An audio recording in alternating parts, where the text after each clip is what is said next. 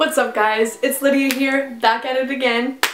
So today I'm going to be doing a curly hair Q&A for y'all, and I'm super excited because some of y'all have been asking questions for a while and I haven't been able to answer them, so this video is to cover as many as I can today to get rid of any confusion and most importantly just to help you guys learn more about curly hair. And I'm super excited to do this because I love helping. So I'm going to read some of the questions off my phone and let's get started. I love Star Wars so much. So I bought a Rebel Alliance pop socket. It's pretty dope. Alrighty, so the first question that was asked to me was from Amy. That's it, no last name. But she said, and she asked, how do you transform your friend's hair from 2B to 3A curls? Amy was referring to my curly hair journey video when I transformed my best friend Jess's hair. To answer and to bring any clarity, I didn't just transform her hair from the first picture to the one that I showed. It was probably about a 3-month process of her using good products, taking care of her hair, washing it, diffusing it, and taking extra care of it more than she ever has before. She also just cut out any heat for a while and she was just being really intentional like I was. So the secret, I guess, how I transformed her, I just basically did exactly my curly hair routine but on her, and I diffused it. And when you first start your curly hair journey, my advice for you is to do a lot of conditioning and a lot of deep conditioning because your hair is so dry from any heat treatment or any dye or just brushing it and not really knowing how to handle curly hair. So my advice is to do a lot of conditioning and to see how your hair responds. And make sure you don't do too much conditioning because it can weigh down your curls.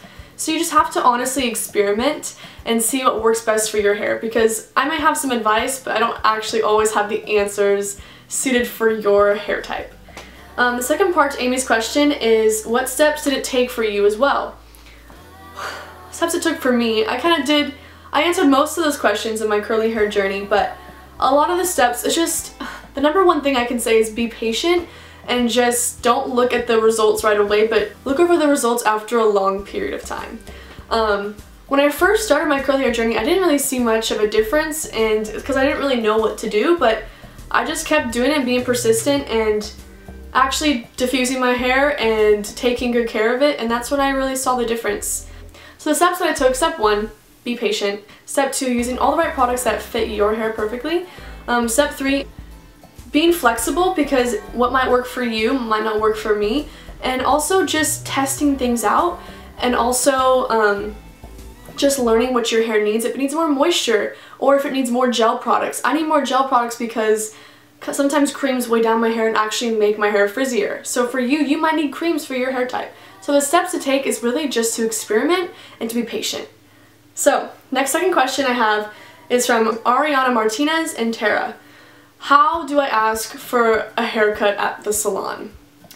Alright, so this is a little weird for me because I actually haven't cut my hair at a salon for about 2 years. So I'm going to do my best to give you tips on how to cut your hair.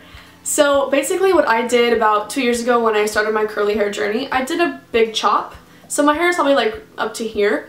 I don't really know exactly how short it was though, but there was a lot of breakage in my hair because it was dyed and heat treated, so I needed to cut all the dead ends off and make my hair even. But I also had some layering like around my face. So if you go to a salon and you have curly hair and you're a little nervous, just tell them exactly what you want. I would also bring in a picture of a girl with your curl type and a cut that you would like it to look. Or you can go on Diva Curl and look for a Diva Curl stylist so they can actually give you a Diva Cut so they know how to style your hair and treat it and cut it right. So basically just go in and ask the exact amount of inches you want cut off. Just be super clear. Don't be like, oh, I don't know what really I want. Just go in knowing what you want and be confident. And so there's no confusion or annoyance of like, this is not what I wanted my hair to look. So that would be me if I went in, but I would actually look for a Diva Curl stylist because I trust them because they know curly hair. So before you get your hair cut, ask if they've cut curly hair, ask if they know what they're doing. So just do some research first and just be super clear and super honest and you'll be good. So the third question is, are you rocking a Diva Cut? Truthfully, I'm not. I haven't actually gone to a salon and been like, hey, can I get a Diva Cut? My mom cut my hair herself, so that's what I'm rocking, and it actually worked out really well because she cut like a little bit shorter than others, like tape around my face, and she did some long layering as well, and it's great and it works out perfect for me. The next fourth question is Kaylin. She asks, can you use products to smooth your hair on the second and third day, or is it too much to do that? Honestly, whatever works best for you is what you should do. If you need to smooth your hair out because of their frizz or if there's dryness, definitely add some like cream or leave-in conditioner, just a little bit on the ends or wherever you need it, because all hair is different, all hair needs different things on different days. My hair doesn't really need that, but if you need to do that to smooth your hair and to get the look that you want, do it.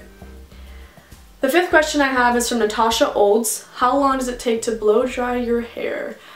Well, my hair is super thick. So to diffuse or just natural blow dry, it takes about 45 minutes to an hour, roughly. It could take longer sometimes. It honestly just depends on the season. Like in the winter when it's cold, it takes longer to dry, and in the summer it dries quicker. But recently I've been air drying my hair a lot more because diffusing takes such a long time, but it is worth it, and I do love the look after the diffuse. But when I air dry my hair, it takes like 4 hours, so it's worth it. So if you rather have your hair dry in 45 minutes versus 4 hours, diffuse. But sometimes I'm just doing nothing at home, so that's what I do. Whoa, my boss. Next question. The sixth question, ASL. This is the number 6 in ASL. I took ASL in high school. It was awesome. Anna Get Your Gun. Wow, what a snazzy username. She's asking, so the more you diffuse, the more it brings out your natural curls? Great, great, great question. So diffusing for me really helped with the curl memory process. You're asking what the heck is curl memory? Well, the more you take care of your hair and the more you scrunch and wash and let it dry, the more it starts to remember its actual curl pattern, and it starts to become its full self. And so diffusing helps that process because it's drying like in the formation of the curl, because diffusing kind of lets it dry like this. Otherwise when you air dry, it gravity kind of pulls your hair down, so it's not the same effect. But the more you diffuse, like I diffused probably 6 months straight whenever I showered. I only shower I wash my hair only once a week. I shower like every day to wash my body off. Don't worry guys, I'm not disgusting.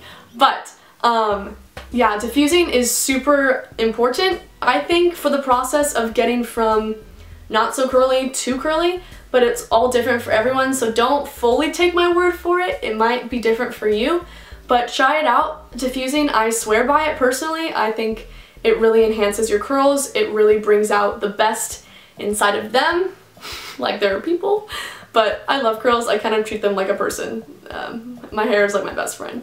And I hope y'all love your hair soon enough where you can treat it like your best friend as well. And yeah, so to answer your question, yes, the more you diffuse, the more it brings out your natural curls, in my opinion. Someone else could disagree, but that's how it works for this white girl with curly hair. I think other nationalities who have curly hair is different, so that's why I'm really passionate about talking about this, because mixed hair is completely different than like African American hair. So, you know. The seventh and last question is, how do you get your hair colored? Alright, so I had my hair like in an ombre-ish blonde style for a while. I had my hair blonde since I was like a freshman in high school, and now I'm like a sophomore in college. So it just kind of is different.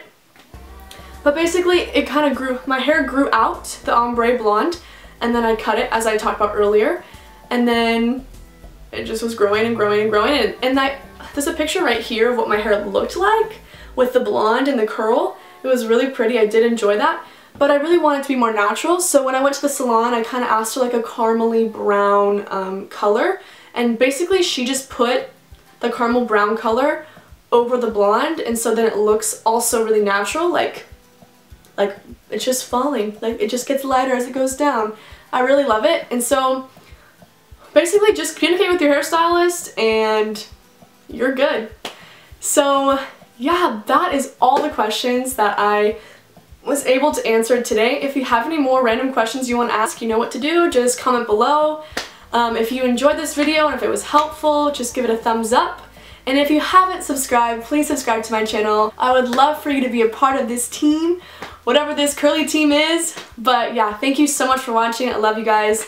Tune in next time for more vids with lids.